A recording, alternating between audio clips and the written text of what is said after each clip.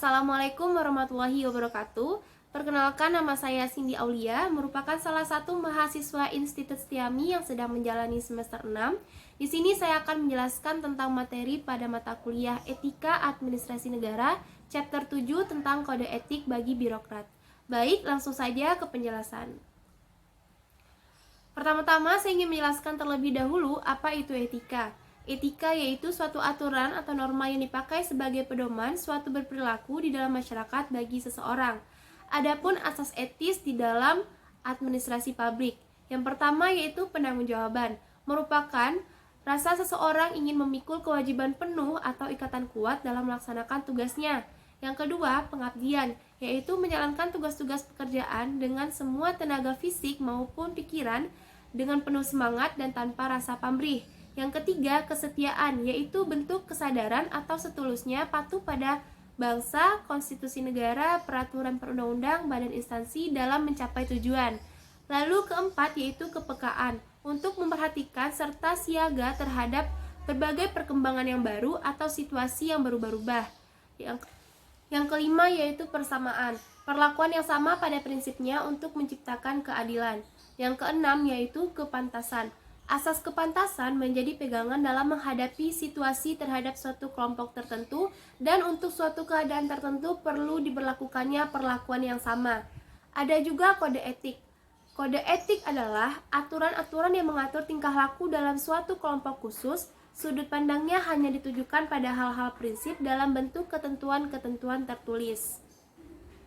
Aparatur sipil negara memiliki kode etik dan kode perilaku sebagai berikut. Yang pertama, yaitu melaksanakan tugasnya dengan jujur, bertanggung jawab. Kedua, melaksanakan tugasnya dengan cermat dan disiplin. Ketiga, melayani dengan sikap hormat, sopan, dan tanpa tekanan. Keempat, yaitu melaksanakan tugasnya sesuai dengan peraturan perundang-undang. Kelima, melaksanakan tugasnya sesuai dengan perintah atasan atau pejabat yang berwenang. Keenam, menjaga kerahasiaan yang menyangkut kebijakan negara. Ketujuh, menggunakan kekayaan dan barang milik negara secara bertanggung jawab. 8, menjaga agar tidak terjadinya konflik kepentingan dalam melaksanakan tugasnya. Adapun nilai dasar yang harus dijunjung oleh seorang PNS, yang pertama yaitu ketakwaan kepada Tuhan Yang Maha Esa. Kedua, kesetiaan dan ketaatan kepada Pancasila dan Undang-Undang Dasar 1945. Yang ketiga yaitu semangat nasionalisme. Keempat, mengutamakan kepentingan negara di atas kepentingan pribadi. Kelima, ketaatan terhadap hukum dan peraturan perundang-undang. Keenam, penghormatan terhadap hak asasi manusia. Ketujuh, tidak diskriminatif. Dan 8, profesionalisme, netralitas, dan bermoral tinggi. Adapun etika PNS terhadap negara meliputi 1, yaitu mewujudkan pola hidup sederhana. 2, memberikan pelayanan dengan penuh empati, hormat, dan santun tanpa pamrih. 3, yaitu tanggap terhadap keadaan lingkungan masyarakat. 4, yaitu memberikan pelayanan secara cepat, tepat, terbuka, dan tidak diskriminatif. 5, yaitu berorientasi kepada peningkatan dan kesejahteraan masyarakat dalam melaksanakan tugasnya. Kemudian etika PNS terhadap organisasi. 1, melaksanakan tugasnya dan wewenang sesuai dengan ketentuan yang berlaku. 2, menjaga informasi yang bersifat rahasia. 3, melaksanakan setiap kebijakan yang ditetapkan oleh pejabat yang berwenang. 4, membangun etos kerja untuk meningkatkan kinerja organisasi.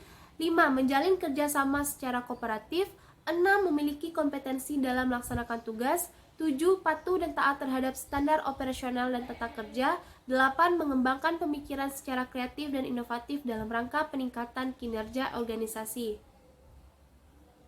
Adapun sanksi moral yang akan dapat diberikan kepada PNS jika melakukan pelanggaran kode etik. Yang pertama yaitu pernyataan secara tertutup yang akan disampaikan oleh pejabat yang berwenang atau pejabat lainnya yang ditunjuk dalam ruang tertutup.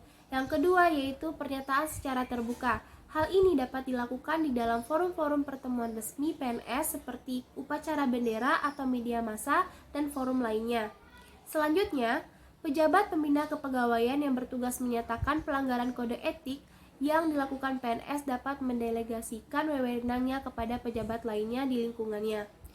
Ada pula majelis kode etik, yaitu merupakan sarana yang dibentuk secara temporer apabila ada PNS yang disangka melakukan pelanggaran kode etik. Hal ini dilakukan untuk memperoleh objektivitas yang di dalamnya dapat menentukan PNS ini melakukan pelanggaran kode etik atau tidak.